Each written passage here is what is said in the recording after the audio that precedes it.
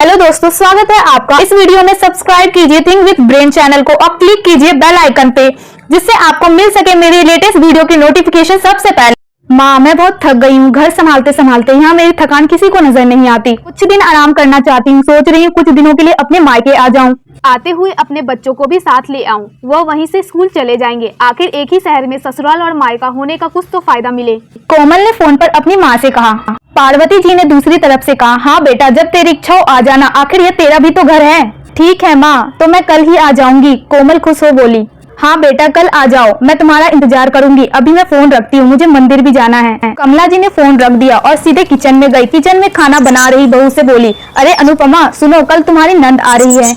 आज बाजार जाकर फल सब्जी और मिठाइयाँ ले आना। बेचारी मेरी बेटी ससुराल में नौकरों की तरह काम करती है और उस पर कोई ध्यान भी नहीं देता। यहाँ आएगी, कुछ दिन रहेगी तो उसका मन और तबीयत अच्छा रहेगा। सास के मुंह से ऐसी बातें सुनकर अनुपमा का चेहरा उतर गया। वह मन ही मन सोचने लगी, काश आपको मेरी थकावट भी नजर आती।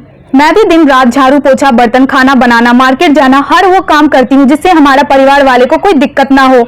काश आप मुझ पर भी ध्यान दे पाती। आपकी बेटी को तो जब मन में आता है तब यहाँ आ जाती है, लेकिन मैं साल में एक बार ही अपनी माँ के पास जा पाती हूँ। मैं भी तो इंसान हूँ, मेरा भी मन है। मुझे भी लगता है अपने माँ के पास जाकर थोड़ा आराम करूँ, सुख दुख की दो चार बातें करूँ, अपना मन हल्का करूँ।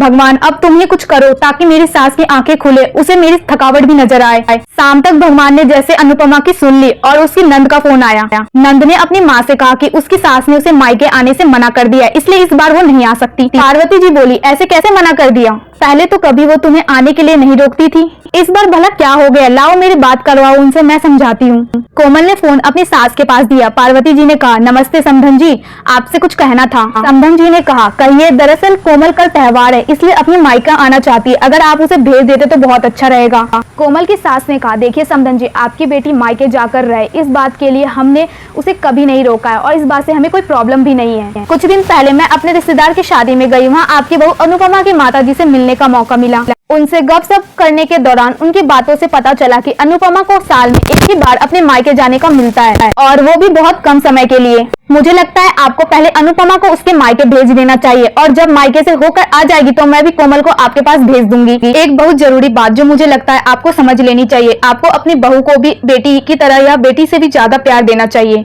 उसे भी मायके जाने की इच्छा होती होगी। हो सकता है कोमल के वहाँ आ जाने से उसके अवक्त करने के लिए आप उसे मायके नहीं भेजती होंगी, या फिर वो आपसे कुछ कहने में अभी डरती हो। अगर आप उसको घर में ही कैद करके रखेंगी तो एक दिन ऐसा आएगा जब वो आपके खिलाफ बोलने लगेंगी, फिर वो आपकी भी सुनेगी भी नहीं, और जब चाहे अपने मायके जाएगी। ऐसी परिस्थिति आए, इससे अच्छा है कि आप ही कुछ बदलाव अमल ले आए, जिससे आपका रिश्ता और रिश्ते में मिठास खराब ना हो।